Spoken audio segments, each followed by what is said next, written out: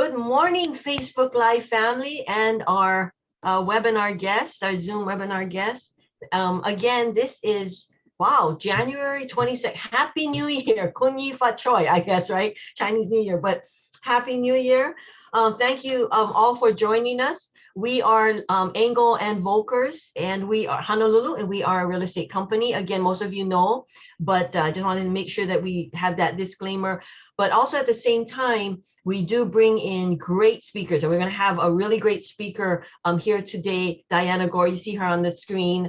But before we do that, we want to make sure I'm Barbie He, but I'm going to go ahead and introduce my team, or our team, with the Engel Volkers Lifestyle team here with our company. So Dale and Iris, one of you can start and go ahead and take it from here. Okay. Hi, Happy New Year. I'm Dale.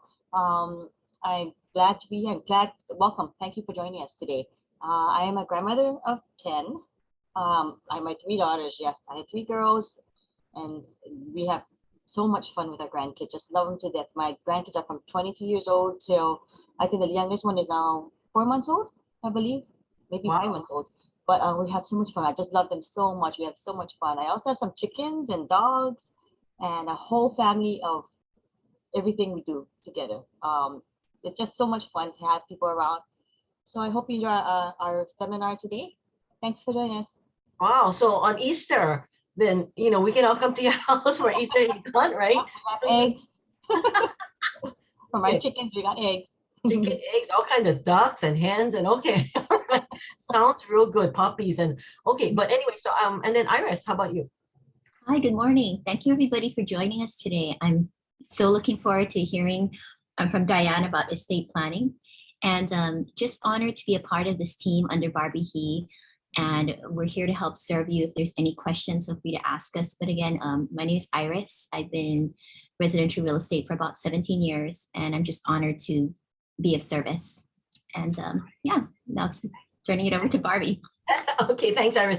And again, Diane, I'm going to have you do your intro and all that. But before we do that, again, just want to let everyone know here that's on the screen, we got about, 15 of you. We had about 30 people sign up. But, because it's a webinar, the nice thing about it, you can just log in. And for you that registered, which is awesome, because you're going to have a chance to talk with Diane in an executive session at the end. And you can share a little more intimate questions or personal questions that you don't want it to be blasted on Facebook Live. But for you that are watching on Facebook Live, if you are hearing it now, go ahead and put in your comments. I'll see it, and we can interject those questions in at the end for Diane, if you're able to do that. But again, I'm Barbie He. I'm a real estate broker here with Engel Volkers Honolulu. I've been doing real estate for about 20 years, guys, and I also have my license in Las Vegas. And for those who want to invest and things like that, I can help them out there also. But I've been doing this for a while. Love it. I love this real estate market right now. It's a great market, and that's why we want to bring really good speakers to help you navigate through different areas in your life right now, your walk, your transitions.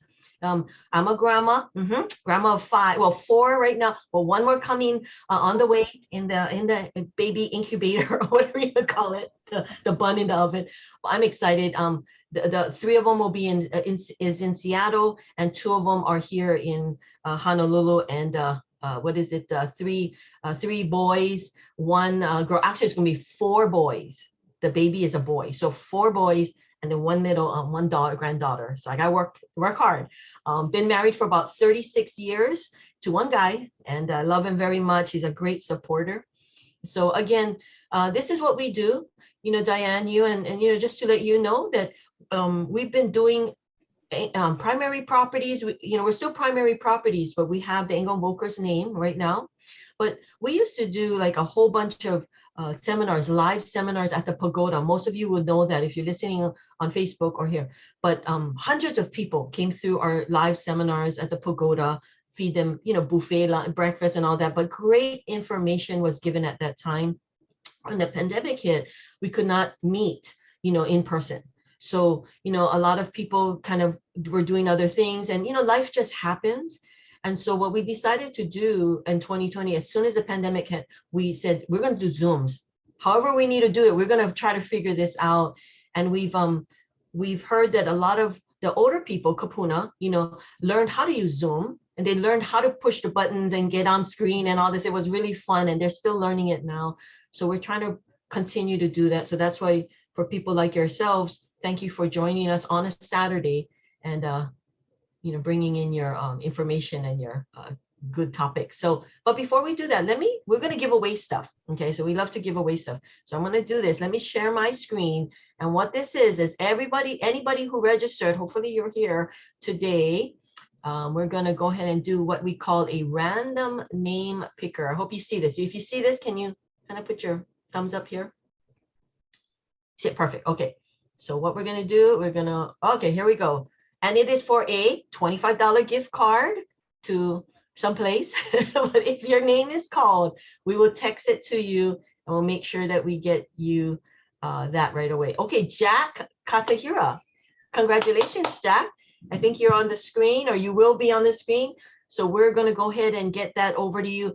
And I got Vegas over here. I got the cards here because one day you guys might want to go there and visit what's happening out there. Exciting place. Okay, the next one, I'll just do one more. All right. So we got Jack on one. I'm going to make sure that I keep track of who. And then the next one looks like, oh, okay. Well, let's see. Oh, Stanford. Okay, hey, Stanford. I have met with Stanford and his family.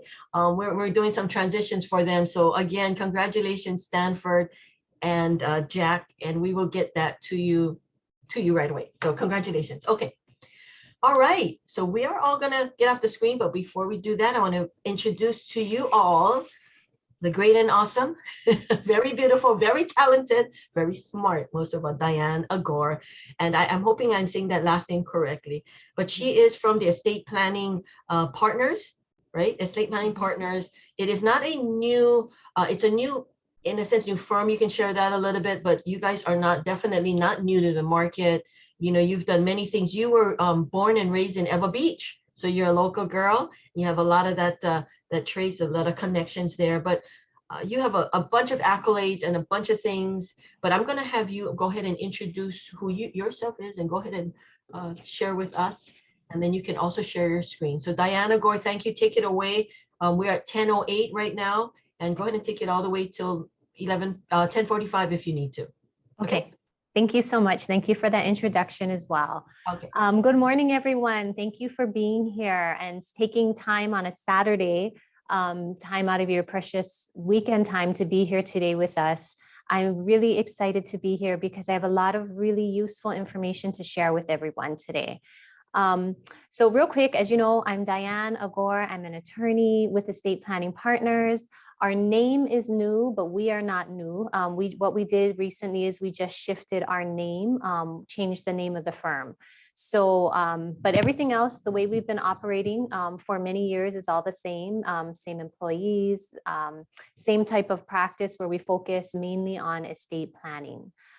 So what I want to do, again, like Barbie said, I'm from Hawaii. I grew up in Eva Beach. I went to the University of Hawaii at Manoa for my undergraduate degree, and then eventually went to law school in the mainland, worked there for a few years, and eventually found my way back home and have been practicing law in Hawaii ever since. So I'm very excited. We're going to cover a lot of material today, so I apologize in advance for all the information that I'm going to throw at you. I'm going to try and keep broad strokes about estate planning so I can make sure that you get all the basic information and that you really walk away from here with a much better understanding, if you don't already have a good understanding of estate planning and why it's important, why it's so beneficial to families. And this goes for people of all ages. So people tend to think, oh, estate planning is for people when I get old or when I have lots of money or lots of property, then I should think about estate planning. And that's just really not the case. Estate planning is important for all adults of all ages for various reasons. And hopefully by the end of today's presentation, you'll understand why that's true. So I'm going to go ahead and jump into the material now. I'm going to share my screen.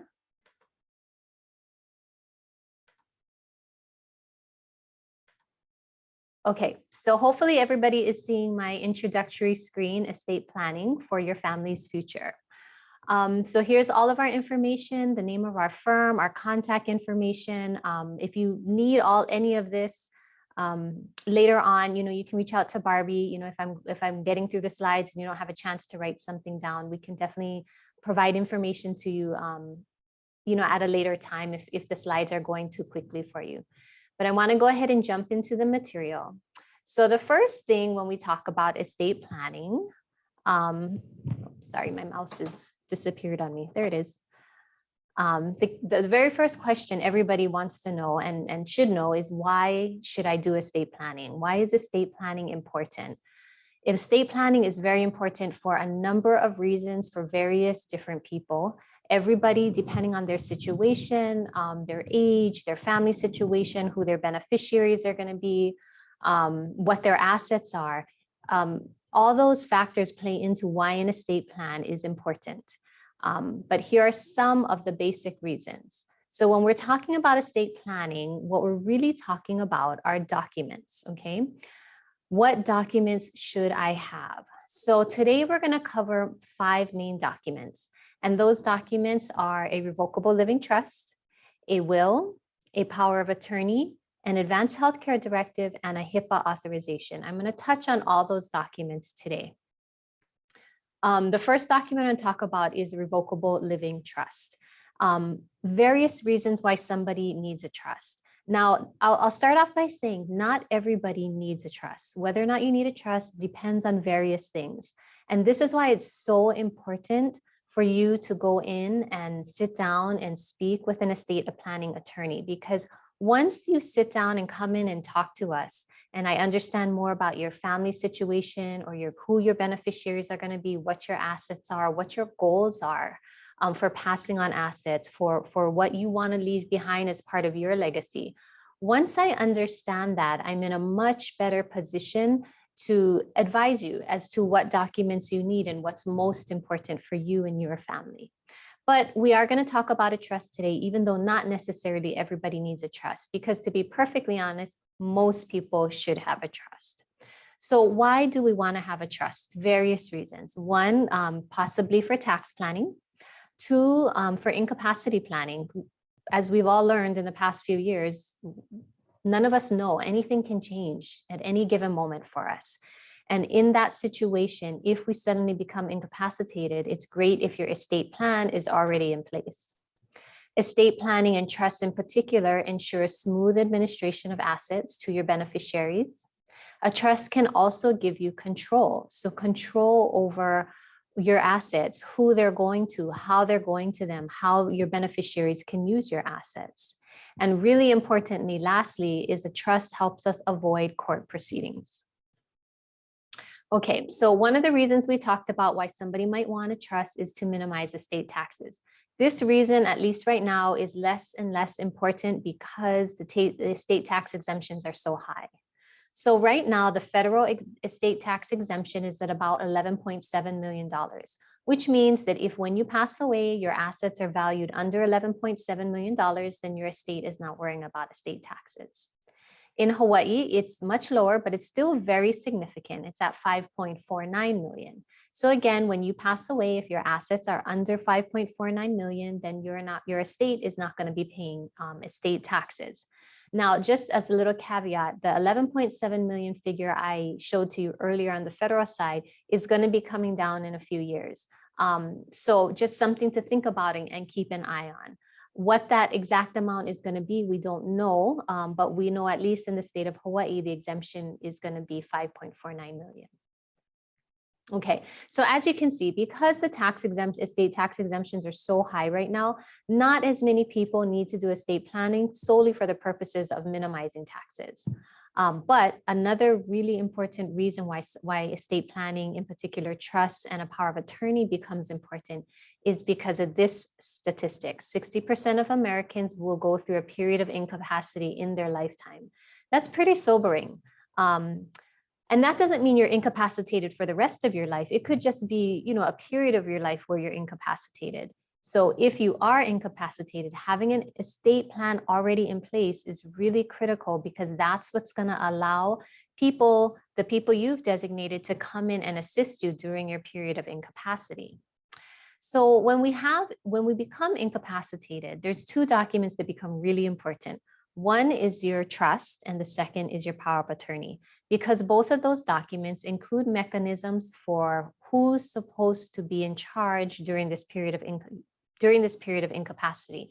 So these are people that you would have selected earlier, obviously before you became incapacitated, to say, okay, if I ever get to that point where I can't manage my own assets, I'm so sick, then I want these trusted people to manage those assets for me while I am incapacitated. So these documents are important because they provide a clear mechanism for determining your incapacity. So we don't have to worry about somebody just taking advantage of us and kind of bulldozing their way into our lives and taking over. That's not going to work. There's going to need to be opinions from doctors that you don't have capacity before anybody can take over.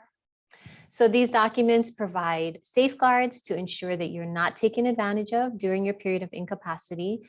And they really just ensure that your assets are there for you during this vulnerable time in your life. Court proceedings. So another important reason why we're going to want to do a trust and other estate planning is to avoid court proceedings.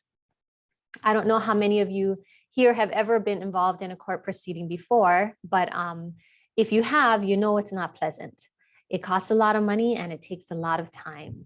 So as much as possible, we want to try to stay out of court. And these are various reasons why. Attorney's fees. So when I'm talking about court proceeding, generally in the world of estate planning, I'm talking about probate court. So probate court is one of the quote unquote friendlier courts to be in, but it's still a court that would be extremely difficult for you to go in as a non-attorney to try and find your way through, excuse me, all the laws and all the rules that apply in probate court. So you're definitely going to need to hire an attorney to help you get through probate court. And as you know, attorneys are very expensive. So as much as possible, we want to avoid probate court so we don't have to worry about taking on more attorney's fees. Another downfall of probate court is that it can take years to complete. Now, it doesn't always take years to complete, but it can take a long time. Even the most simple, straightforward probate is going to take months to complete.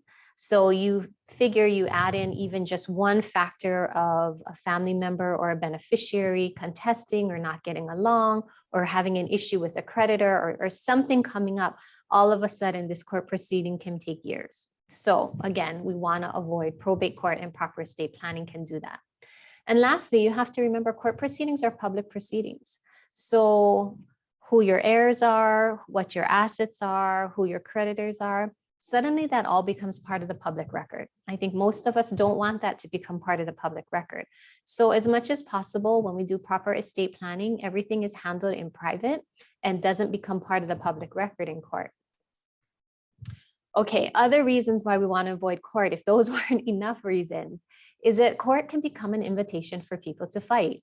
So if you end up, or your estate ends up in probate court, somebody needs to open up a probate proceeding for you because proper estate planning wasn't done or completed. Basically, the rules and the laws say that you have to notify all the quote unquote interested parties that the proceeding is taking place. So let's say we have a situation where mom and dad are both gone. They had 4 children. One of the children has been estranged from the family for years. Nobody's had contact with them, 5, 10, 15 years. When a court proceeding, when a probate proceeding is opened up, that estranged child by law will need to be notified that this is going on. So as you can see, that can, now that this child knows that's going on, depending on what the relationship is, now this person can come forward and make things really ugly and really difficult. So we generally want to stay out of court because it's kind of an invitation for people to start arguing. Another downside of court proceedings is that the court is going to be overseeing the distribution of your property. Now they're going to follow the law and whatever the law says to do with your property, but maybe that's not necessarily what you would have wanted to do. Maybe you would have preferred to divide things between your heirs or your friends or nonprofits in a way that the court is not going to do it because that's not what the law says. So you tend to lose control when your estate ends up in court. And lastly, the probate court is not going to consider the fact that you have beneficiaries who might have special needs, who might be minors or somebody who's disabled. The court is just going to look at the law and say, okay, these are the beneficiaries pursuant to law, give the assets to them, but didn't take into consideration that this person is 5 years old. So when that happens, a second court proceeding needs to be opened in order to deal with assets that are coming to minors. If we have proper estate planning, we would have avoided that situation because our estate plan would have already dealt with what happens when a minor is going to receive assets. So again, probate court, not the most friendly place to be, definitely not the most efficient place to be. So proper estate planning will help keep us out of probate court. Now, I touched on earlier that if somebody like a minor is going to receive assets, then we need to set up a second proceeding in order for them to receive the assets from you. These are called conservatorship proceedings. So as you can see here, I have incapacity equals conservatorship. Incapacity meaning anyone who's under the age of 18 or an incapacitated adult. So if we have an adult with special needs that cannot manage their assets, then we need to appoint, go to court to appoint a conservator to manage those assets for them. Again, this takes months and it takes lots of money. So as much as possible, we want to avoid this by doing proper estate planning. So one of the downsides to a conservatorship proceeding, or another downside other than cost and time, is the fact that the conservator, who's ever appointed to manage the minor's assets, now has to go back and continue to report to the court on what they're doing with the minor's assets. They need to prepare accountings, budgets, and go back to the court and present this information to the court so the court knows that the minor is not being taken advantage of. So again, this is not the ideal, efficient way to do things. Okay, another important reason why people are going to want to do a trust is because a trust gives them control over their assets. Now, when we talk about control, not everybody wants to exercise control over their assets, and that's okay. Some people come in and tell me, you know, Diane, my kids are adults. I'm just going to give everything to them when I pass, and I'm going to put it in their name, and what they do with it is up to them. I'm not going to continue to try and control the assets after I'm gone. And that's great. You know, everybody's different. But some people want to control assets for various reasons. So these are just various examples of how you can use a trust to control assets after you're gone. One is remarriage provisions. So remarriage provisions, basically what that says is your trust will say, when I pass away, I want everything to go to my spouse for my spouse's lifetime. And then when my spouse passes away, I want everything to go to my children. Well, we can add remarriage provisions that say, when I give to my spouse that way, I'm including provisions that says if my spouse remarries, nothing is going to end up with my spouse's new wife. Another type of provision we can include on there is giving our assets in further trust to our beneficiaries, and that gives them creditor protection over the assets. So if I say everything to my children in trust, I set up 2 different trusts for both of my children, their creditors cannot come after what I'm holding in trust for them. Okay, so for some people that's important, others it's not. And then another example is if I have a trust and I give in further trust to my children, I can now say what happens to those assets after they're gone. So my trust continues to control the asset even after my children pass away. Okay, so I'm going to give you a couple examples to show you how this works. So here we have our first situation where we have a married couple who own a home and they have some bank accounts together. They did not do any estate planning and they have 2 children. Wife passes away. So when wife passes away, by law, all the assets are going to go to the spouse, okay, assuming that these children are the children of the husband and wife. Husband remarries. When husband remarries, now those assets become the property of him and his new wife. If my husband passes and his new wife is still alive, a lot of the assets are going to end up with her. I would have wanted to see 100% of the assets end up with my children, but because of this situation and because they didn't do estate planning, a lot of the assets ended up with his new wife. Some of it would have trickled down to my children, but not all of it. And I would have wanted all of it to go down to my children. Second situation, again, we have a married couple. They have no estate planning. They have 2 children. Wife passes away first, and then husband passes away. So their heirs under the law are their children. So whatever they have is going to come down to their children equally. So 50-50 to the son and 50 to the daughter. children grow up and my son gets married and has a wife. And so his 50% that I left to him is now going to become the property of him and his wife. They have 2 children. Then my son passes away. That 50% is going to become the property of his spouse, not my grandchildren. If I did proper estate planning, I could have said in this situation that 50% either goes down to my grandchildren, or I could have said it goes over to my daughter. So she has 100% of everything. Now, this is important to some people and to others it is not. So I don't want you to feel like if you do a trust, you have to include all these provisions, because you don't. Okay, you can do a trust mainly for the purposes of avoiding probate court if you're somebody who doesn't necessarily want to continue to control the assets. So we've talked about why a trust is important and the benefits of the trust. Now let's talk about the mechanics of a trust. So a trust is basically a document that's a set of instructions, okay? A trust is going to tell, in your trust, you're going to say who you want your trustee to be. Your trustee is the person that you are appointing that will be in charge in the event you either become incapacitated or upon your passing. So we have a trustee appointed, and then we have our assets that are in the trust, okay? Everything that's in our trust bucket here, all of the assets in our bucket are what is going to avoid probate court. Okay, so as you know, we have a trustee, and I like 3 backups. I like 1 person, then a second, and then a 3rd backup, just in case something happens to the first 2.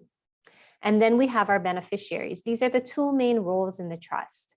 The trustee and the beneficiary can be the same person, and that tends to be the case when you have adult children. You name them as the trustee, meaning they're the one in charge, and they're also the beneficiaries. Okay, so we talked about control, and control is important to some people, not to everybody. Why is control sometimes important to people? Well, 1, you could have adult beneficiaries, but they're financially unwise. I had a client recently who had a child who has a gambling problem, and they love their child and they want to leave their assets to their child, but they're really concerned about what the child is going to do with the assets. So they're putting it in a trust for their son and having somebody else manage it for his benefit. You might have beneficiaries with special needs. So I sometimes have parents who have, again, adult children, but they have some sort of disability that allows them, or that doesn't allow them to manage their assets on their own. So they set up a trust for them so that someone else, someone they trust, can manage the assets for the benefit of their child. And some people want to do a trust just because they want to promote certain values. So they might limit the trust to educational needs or health needs, because those are values that they want to promote as part of their estate plan. So I mentioned the trust bucket earlier. So what's really, really, really important for you to understand is that your trust document, so your set of instructions in your trust, really only controls assets that it actually owns, assets that are sitting in this trust bucket. So how do I make my trust own something? This is an incredibly important part of estate planning that too many people get wrong, because they don't follow up or they weren't educated properly on what to do once their trust is established. So the way you put things into this trust bucket is you change title. So for example, your house. Before I did my trust, my house was owned by Diane Agor. Once I did my trust, I changed the title to my house to Diane Agor's trust. That is what puts that asset into my trust bucket. Same thing with my bank account. I had a bank account, a checking account, just in the name of Diane Agor. When after I established my trust, I went to the bank and I said, I want to change that account to my trust. So here's the title of my trust. So my checking account is now Diane Agor's trust checking. Okay, that's how you put things into your bucket. It is incredibly important that you do this, because if you don't put things into your bucket, your trust document is doing nothing for you. It's controlling no assets. And I see this happen a lot. It tends to happen when somebody sets up their estate plan and they weren't, properly advised on what to put into their trust and how to go about doing it. Or they might have been advised, but honestly, life gets in the way and they lose track of it and they don't get around to doing it. People will sometimes come and see me and they'll say, Diane, I did my trust 20 years ago, so I know I need to update it because my kids are older now. Things have changed. And one of my first questions to them is, well, what does this trust own? And I cannot tell you how many times people either say, I don't know what it owns, or it owns nothing. And that's because they just never got around to putting things into their trust. Okay, so I just want you to always remember that you can set up all these documents and that's great, but especially for your trust, if you don't put assets into it, it's not doing anything for you. Okay, next document I want to talk about is the will. So the type of will I'm going to talk about is called a pour over will. A pour over will and your trust actually work together. So what is the purpose of a will? The will is really a safety net to catch assets that don't have anywhere to go. So what are the assets that don't have anywhere to go? Let's say I pass away. My house is in my trust bucket, but let's say my bank accounts are not in my trust. When I pass away, my house is going to be dealt with by my trust because it's owned by my trust. My bank accounts, my retirement accounts that are not in my trust will go pursuant to whoever I've named as a beneficiary on those accounts. But let's say I never named beneficiaries, or I never got around to it, or I named beneficiaries, but those people are gone too. Essentially, those assets don't have beneficiaries. So in that situation, my will can take that asset with nowhere to go because I didn't leave behind any instructions for it, and will put it into my trust for me. So that's an important, so the trust, you can see how the will is acting as a safety net to catch anything that is basically lost and doesn't have anywhere to go. Other important reasons to have a will is this is where you can set forth your wishes regarding cremation or burial. So if you have particular wishes on what you want done, we can set forth what those wishes are. And lastly, very important for anyone with young children, this is where you're going to nominate guardians, excuse me, for your young children, your minor children. So in the event that you pass and you have children, excuse me, under the age of 18, then you can name who you want to care for them after you're gone until they reach the age of 18. So how does this work? So we have our trustee, we have our trust, which is our set of instructions on who's supposed to get what, who's in charge. We have our trust bucket. Everything in our trust bucket is going to avoid probate court. And everything in our trust bucket is going to go down to the beneficiaries that we named in our trust. But what do we do when we have that assets that's sitting outside of our trust with no beneficiary? Our will is going to take that asset and put it into our trust for us. Okay, so the will and the trust work together and both are very important. Now, some key things to remember about the will, because people tend to think, okay, well, I have a will, so I've left behind instructions, so my estate isn't going to end up in probate court. Well, that's not necessarily true. Depending on the value of your estate and depending on what type of assets you have, we'll take, for example, real property. If you own real property and there's no joint owner on the property with you and you only did a will, you did not do a trust, your property is still going to end up in probate court. Now, probate court will recognize the fact that you have a will and will allow the property to be distributed through the terms of the will. But your estate, your heirs are still going to have to go through probate court in order to make that happen. So I don't want you to, if you have a will, that's great. But depending on your situation, a will might not be enough to avoid probate court. Other thing to remember is that a will is only effective upon your death. So a will by itself is not going to help you if you become incapacitated. And lastly, we also want to remember that the will by itself, can be okay in some situations. So again, I can't emphasize this enough. The most important thing you can do is sit down with an estate planning attorney and ask them, or tell them, this is what I have, this is what I want to accomplish, these are the documents I have, am I good? I've had clients call me and say, Diane, I think I need a trust, so I want to come in and see you. And I say, great. They come in, they talk with me. And after I learn more about their situation, I actually realized they don't need a trust at all. And that in their particular situation, a will suffice just fine. So we are not here to make you have documents that are not going to serve the correct purpose for you. We are here to learn about you, learn about your family, learn about your situation, and ensure that you have the right documents that are appropriate for what you're trying to accomplish. Okay, next document I want to talk about is incredibly important as well. And this is the power of attorney. Anybody who's over the age of 18, any adult should have a power of attorney. Power of attorney has nothing to do with how much money you have in the bank or how much assets you have. It really has to do with the fact that we are adults, and at any given moment, anything can happen to us. We could find ourselves in the hospital, and our everyday life needs to continue. Somebody needs to pay our bills. Somebody needs to forward our mail. Somebody needs to sign us up for government benefits. Somebody needs to deal with our retirement plans. All these things still need to be dealt with, even though you're incapacitated. And your power of attorney is the person that's going to do that.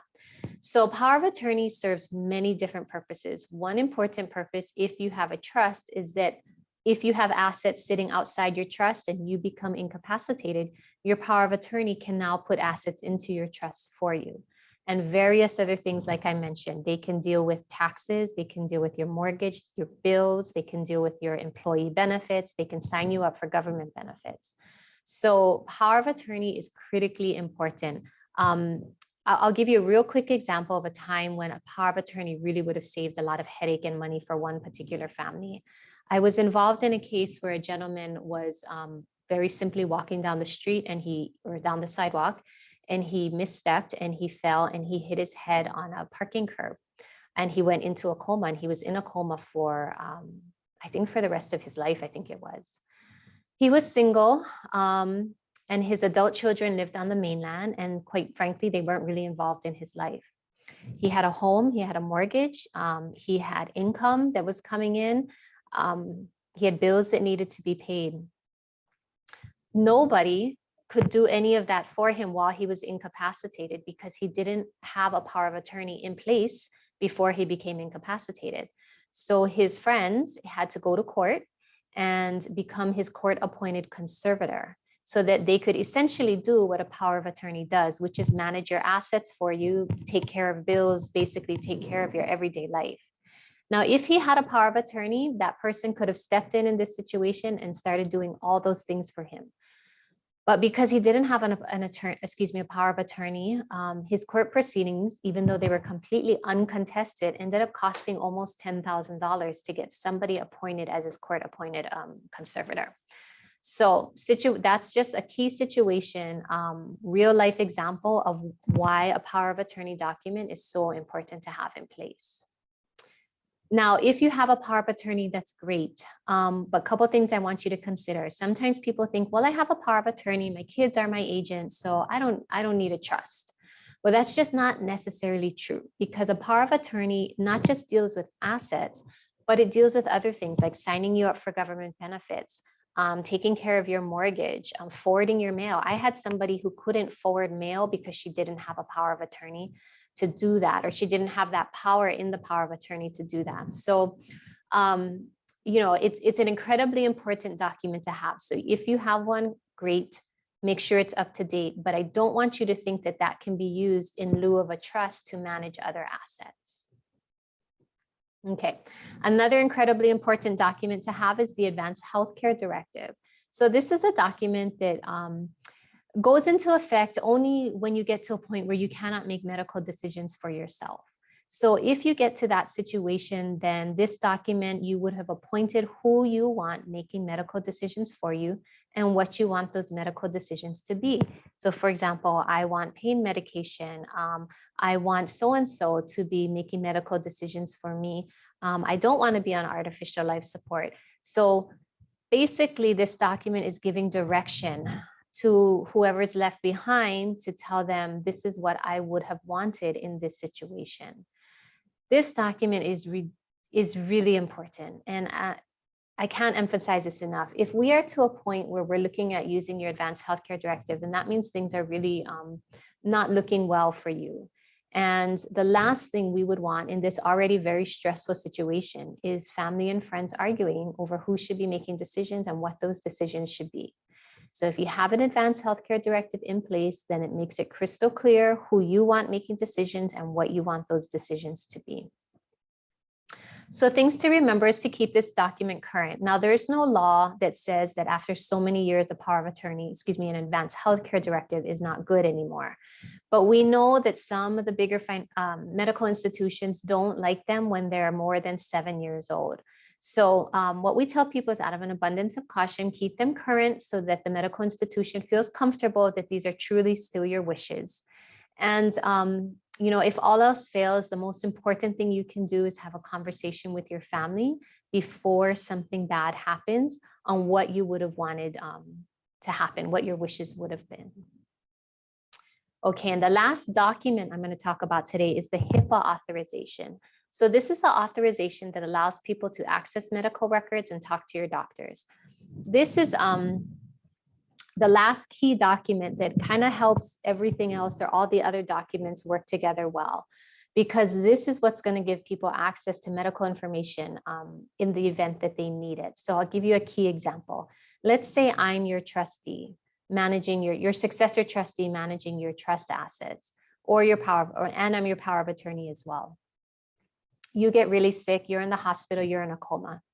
I'm taking care of assets. So I'm managing your house, your bank accounts, I'm paying the medical bills. I might want to talk to your doctor to be able to ask your doctor, well, what's the situation? How long is this person going to be like this? What kind of care are they going to need? How long are they going to need that care? So I can start figuring out, do I need to start liquidating assets? Is this person ever coming home? Should I sell the house? Should I rent the house? So me having direct access to the medical providers through this HIPAA authorization is incredibly helpful. Otherwise, the doctors are not going to talk to me. So having this HIPAA authorization and having the right people on it is really important piece of this, how all these documents and how all the estate planning works together. Okay, so those are the documents that I wanted to cover today. Just a couple more things I want to talk about. First is common pitfalls that can potentially lead to problems. Now, I have here naming your child as a joint owner on your bank account. I, by all means, am not saying that this is always wrong and it's always a bad idea and don't do this. Sometimes it's a very good idea and it's the best way to handle things, but sometimes it's not. So what I want you to do is, before you do something like this, I just want you to consider a few things. One, I want you to consider that when you pass, this bank account is going to go to that adult child that is the owner with you, okay? If you have other children, this adult child is under no legal obligation to share this bank account with anybody else. It is legally their bank account. So if you want to make sure that this bank account gets shared upon your passing, you have to have enough faith and trust in your child that they will do that on their own, or you're not going to want to handle it and make them the joint owner.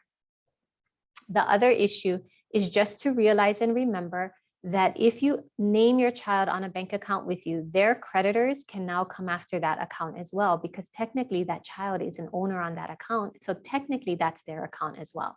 So just some things to consider, okay? I'm not saying do not do this. I'm just saying before you do it, make sure you think it through, okay? Another common pitfall is when we have one property and we're leaving the property to multiple people. So again, I'm not saying you can never do this. I think frequently in Hawaii, because of the value of property, it tends to be the biggest asset we have. And that's the one asset that we want to leave to all of our children, so multiple individuals. So all I want you to do here is just think about it and consider different things. We might have one child that wants to keep the house. We might have one child that's still living there. Somebody wants to sell it and they just want cash. Somebody wants to rent it. We have different needs, different priorities for different individuals. So proper estate planning can kind of deal with that ahead of time. We can include provisions, for example, that might say, upon my passing, I want my home to go equally to my 3 children. I'm going to give my 3 children 6 months, 1 year, whatever amount of time you want, to figure out what they want to do with this home. They can sell it, they can rent it. I don't care what they decide to do. One person can live there, they can buy each other out. I don't care what the decision is, as long as the 3 of them all agree. If the 3 of them agree, fine, great, do whatever they want. But if they can't agree within 6 months, then I want the property sold, and then I want them to just split the money. So basically what that does is it gives the kids, it's a common way to deal with multiple desires, multiple different wishes on what to do with one property, to give them a chance to work it out. And then once we've given them that chance, then to have an end date to the quote unquote arguing or fighting that might be happening, which says at 6 months, all argument stops and the house is being sold and you guys are just going to split money. Okay. Sometimes we have people that come in and say, Diane, I know there's no way my kids are ever going to agree. So I don't even want to make it an issue for them. I just want the house sold. So we might have something that says property shall be sold upon my passing and split the proceeds. Okay. So again, these are just different options, different things to think about when we're talking about estate planning and we're leaving a home to multiple beneficiaries. Okay, so lastly, I'm wrapping this up. So if you already have an estate plan, that's great. I just want you to make sure that it's up to date. Does it deal with the fact of what happens during your incapacity? Does it deal with maybe changed circumstances in your life? People get married, people get divorced, grandchildren are born, people pass away. Is your estate plan, does it still make sense for your current circumstances? Are your wishes still current? And most importantly, do you actually have the correct assets funded into this trust? One rule of thumb, we always say that if your documents have rusty staples, then it's definitely time to pull them out, review them, and see if they still make sense for your particular situation. Okay, so lastly, what this really all comes down to is what's your legacy? What is it that you want to leave behind? How do you want to leave it behind? What provisions do you want? And every plan is tailored to the particular person, okay? There's no right or wrong way to do this. It's what's right or wrong for your particular situation and for your family. So that's going to wrap up my, I guess, formal part of my presentation, and I will send it back to Barbie. Okay. Oh, Diane, thank you so much. I mean, I'm writing all these notes down here, right? Okay, I got it. And the good thing, you know, just all the things that you've talked about. Like I said, you know, I'm in this place where, you know, I'm starting to really dive into these things because I need to really know about, you know, the passing of, you know, my in-laws or, you know, my parents or my whatever, you know, all of that stuff. And then I'm hearing from my clients, hey, what am I supposed to do? You know, one of the hardest things is when you hear the situation, the circumstance, and you say, oh, only if you came to me before, right? You know, as a realtor, you know, realtor for 20 years and stuff, sometimes I'll hear they go into foreclosure or short sales. And I'm like, only if you came, you know, and I don't want to say that, but I'm like, you know, kind of like, do you remember when I talked to you before that anytime you coming close to any issues, call me, you know, and then maybe we can figure out different options. So one of the things you mentioned is being more proactive than reactive, because the reactive part will cost you time, money, and like you said, sometimes even arguments in families. When it comes to money, it just gets nuts. And I can hear you. So again, I just appreciate, you know, all of the information that you gave. I know before we go on to, we have about 19 or 20, but before we go on to get off of our Facebook Live, because some questions might be a little more personal, and some of these guys might not want that blasted out to Facebook Live, but I'd like to see if anyone in our audience right here in our webinar has any questions, and we'll answer a couple questions if that's okay, Diane, and then we'll get off of Facebook Live because it is almost exactly 10:49. So let's see. Can the trustee and power of attorney be the same person? Yes, and they frequently are. They don't have to be, but they can be because they really have the same type of role in the sense that they're managing assets. But just whether or not they're acting as a trustee or a power of attorney will depend on if they're dealing with a trust asset, they're a trustee. If they're dealing with a non-trust asset, they're acting as the power of attorney. So same person can wear two different hats. Okay, awesome. All right, is there any, if you have any other questions, you can go ahead and, you know, put that in the question and answer. Otherwise, we're gonna go ahead and go off of Facebook Live.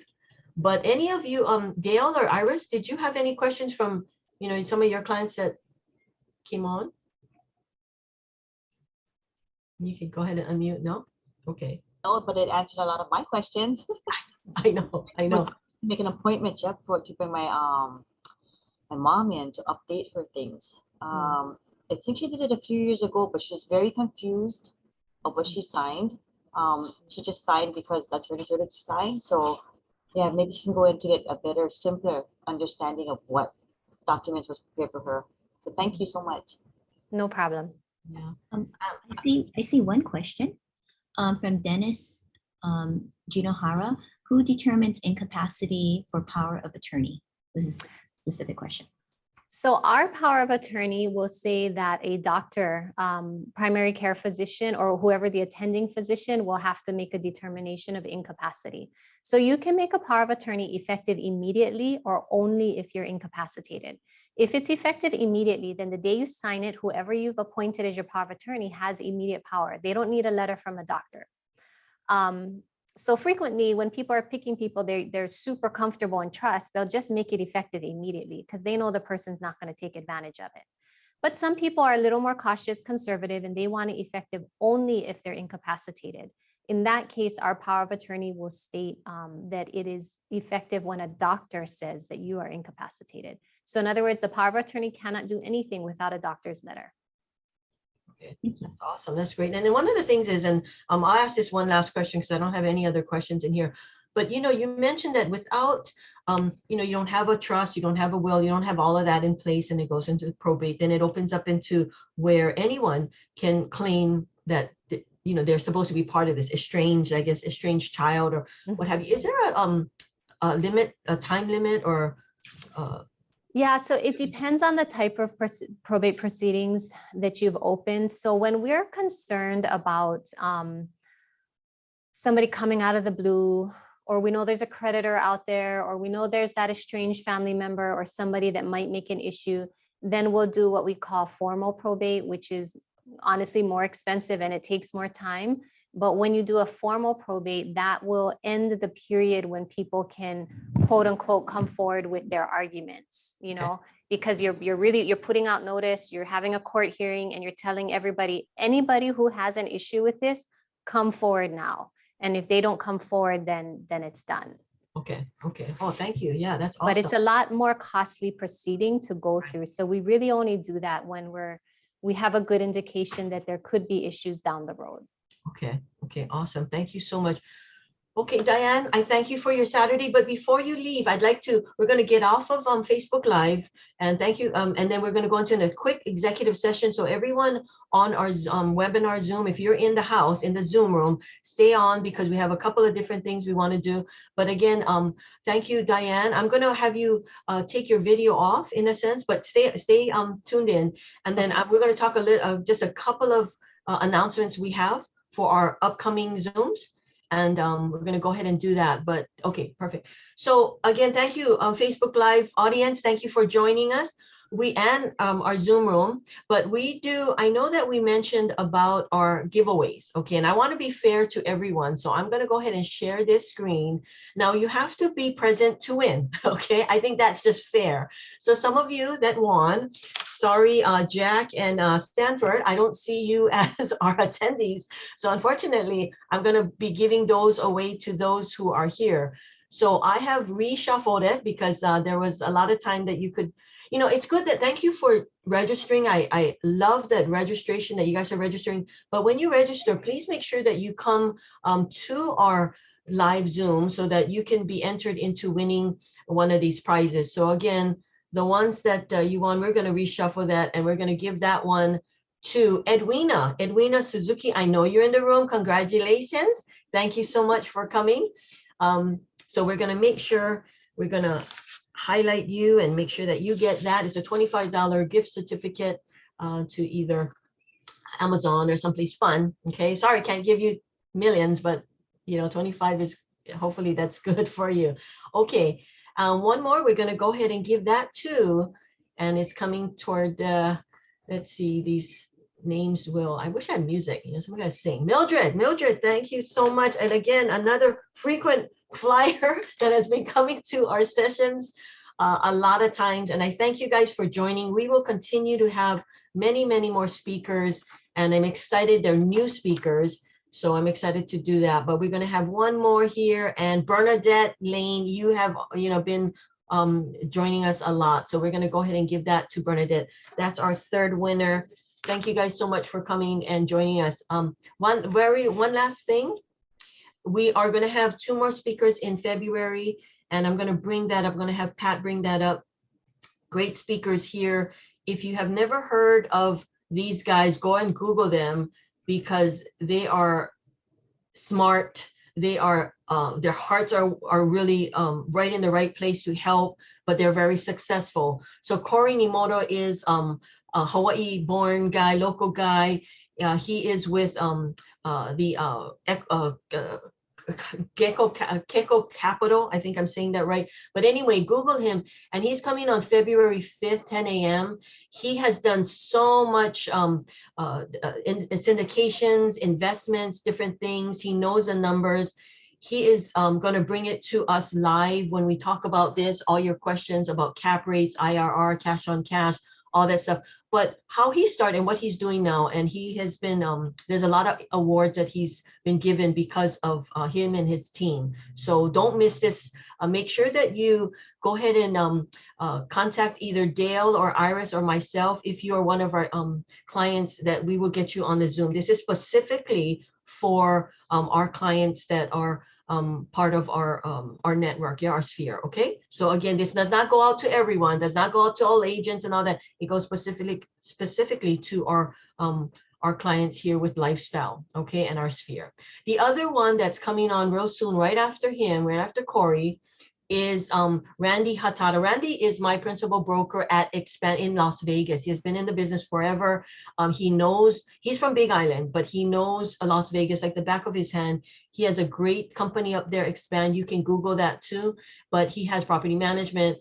He is on the board of directors at Las Vegas, amongst many others. And they have, what, 15,000 real estate realtor agents out there. So he governs over a lot of good information. He knows where the market is, why the market's where it's at, and where he looks at it going in the future. Okay, so don't miss that. It's February 12th, and make sure you follow up on that. We got a lot of different things, DSTs. We got some things called monetized installment loans, options of how you want to get your funds in after you sell. Okay, so again, we are real estate, we are Angle Volkers, Honolulu real estate brokers here, realtors, and we are here to help you, not only help you buy, sell, invest, relocate, or even declutter, but we're here to help you bring in education that'll help you get into the right place. Okay, so again, thank you all. We are at 10:58, but we thank you for joining us. If you're on our webinar, stay on. But the Facebook Live, we are going to go off of our Facebook Live right now. I'm going to stop streaming. Thanks. See you soon. Okay, so we are off of Facebook Live. So again, let's see, Diane, if you want to just join us real quick, right back. And then I'm going to see if any of the attendees, some of them kind of left, but that's okay. Any of the attendees, if you have a question, go ahead and unmute yourself. You're all able to unmute, and then maybe just a couple questions, and then I'm gonna let Diane have her Saturday back. Okay. Anybody has any questions? I can see another question from Dennis, yeah. And it's kind of a follow-up to the previous one. He said, my father-in-law is in rehab and cannot write checks right now. His son wants to be put on his joint on their checking account. Is that the best way, or do you recommend using a power of attorney? So it depends on the situation. I mean, either one will work. As long as I think you said it was the father-in-law, as long as he still has capacity and can still execute, a power of attorney, that's one way to do it. That way the adult child doesn't become the owner on the account with his dad. And quite frankly, it depends a lot on how much money we're talking about. Is this a bank account that has $100,000 in it, or is this a bank account that has $2,500 in it? And so I think it depends on how much money we're talking about and comfort level of having that child have complete access to that money, and just knowing that after dad passes, that child, that all that money is going to him, and he becomes the legal owner. If this is like $100,000 bank account that's meant to be split amongst 3 or 4 children, or more than at least that one child, then maybe this isn't the best way to do that, unless dad is really 100% confident that his son will share. Okay, great. Thank you, Dennis.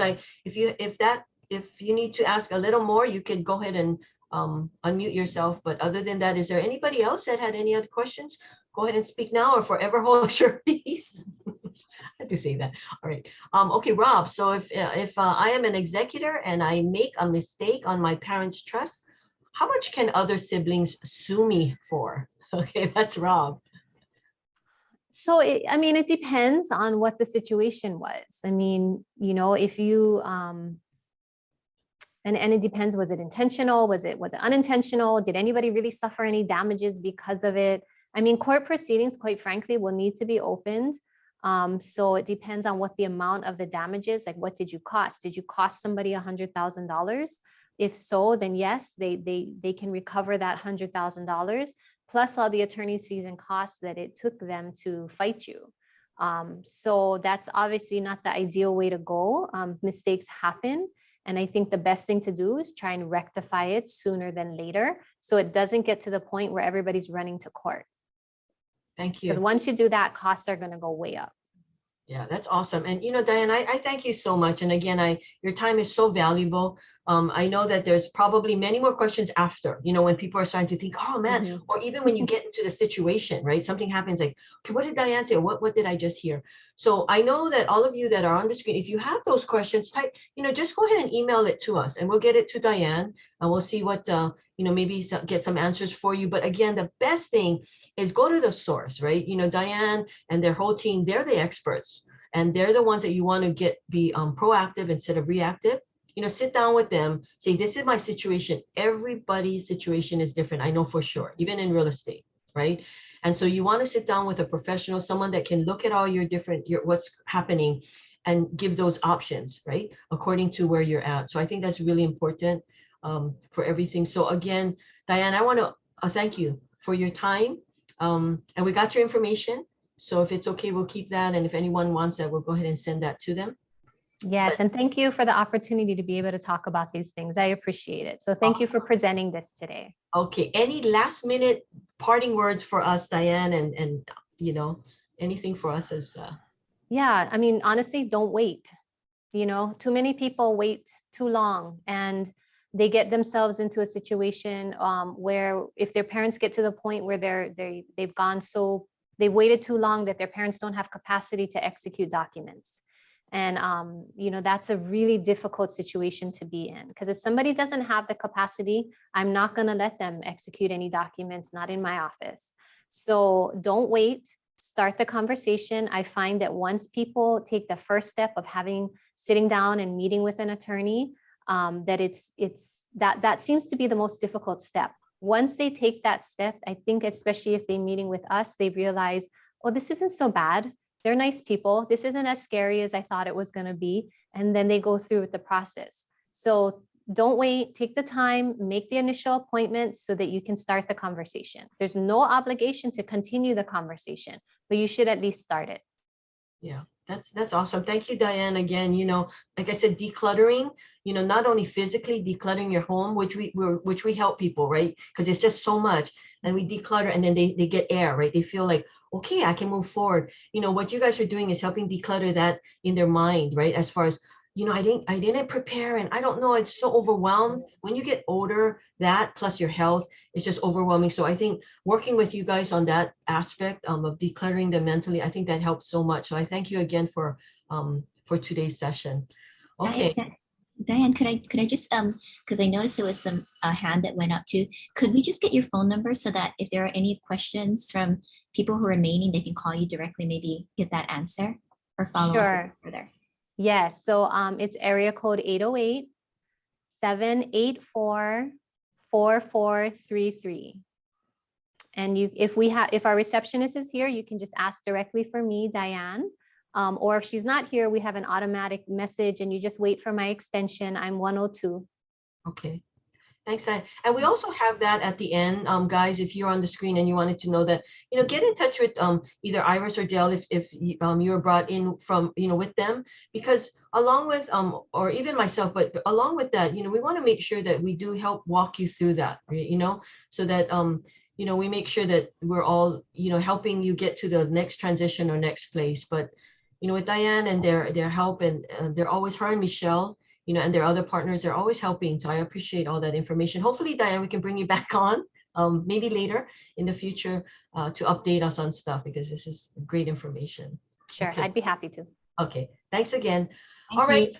everyone, Facebook Live and the Zoom webinar, thank you again. Hope to see you soon. On February 5th, we have, again, Corey Nimoto, Gecko Capital. Come on and register. Okay, see you guys later. Thanks. Bye. Okay, bye, guys. And Dale and Iris, if you guys can stay on real quick. All right. So 11:05. Okay, so we got Bernadette and we got Edwina. Bye, Lloyd. Bye, guys. Thanks. Thanks for joining.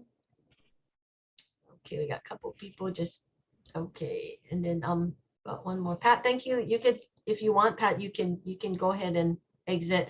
Again, Diane, thank you for your time. You guys can you can get off also. Thank you. Okay. Bye. Bye. Take care. Have a Thank great you, day. Pat. Diane, thanks again so much. Yeah, it's fun. Okay. Thanks, Diane. All right. So we got Diane. Okay, great. Okay, so I think it's I apologize. I offered for the phone number because I saw that one person had their hand up and a lot of questions. And then I realized once I asked her number, I'm like, oh, maybe you didn't want for us to do. I was like, immediately, I'm like, but I couldn't exactly make that face. So I apologize. No, that's okay. You know, one of the things, if the speakers feel that they want to give, you know, they will, right? I just don't want to put them in a spot where you ask them and they're like, oh, well, I really, you know what I mean? I would rather, because at the end of the slide, they give that, right? They give that information. She meant to, right? Like she said she had it. It was at the and now- beginning. What At the happened? beginning, she had her whole estate planning with the addresses and phone numbers. I Yeah. thought she said at the end. Yeah, Yeah. she said she would go okay. at the beginning. Like I said, that's okay. I mean, if they don't want to, because sometimes they don't want to have a bunch of people Yeah. calling, especially, right? You know, Yeah. Okay. for- Got it. their time is $350 an hour, right? And so $400 an hour. So you really don't want to take, and you know, our guests, even if they mean well, they'll drain it, right? If they can get anything free, they will. So I want to be able Got to, it. I Okay. want to protect the when I bring on speakers, I want to protect them too.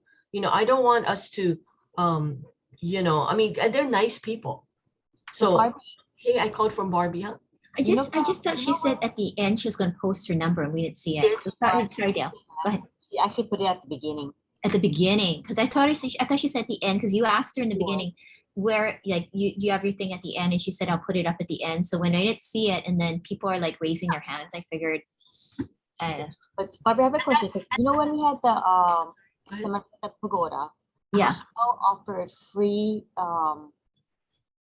what did she say? If you want to come in for a free consultation, Yeah. we'll go over the trust, she would do that. Are they still doing that or no? I don't know. You know, so one of the things is I want to make sure, again, just so that we're all on the same page, I want to protect the speakers that come in. Yeah. Okay, a lot of these guys are coming in out of, you know, free. They're not charging me, right? You know, you look at Paul Brubaker. When he came on, he charged $1,000 just for him to come on in an hour. Okay, I paid that, right? $1,000. Okay, but he's worth it. I mean, that's what he charges, you know. And I was willing to pay that because I wanted. He's good. He has good information, like, you know, and Barbie, so by the way, you're recording. I don't know if you want to record. yeah, that's fine. Okay. And so one of the things, let me stop it so it doesn't keep going.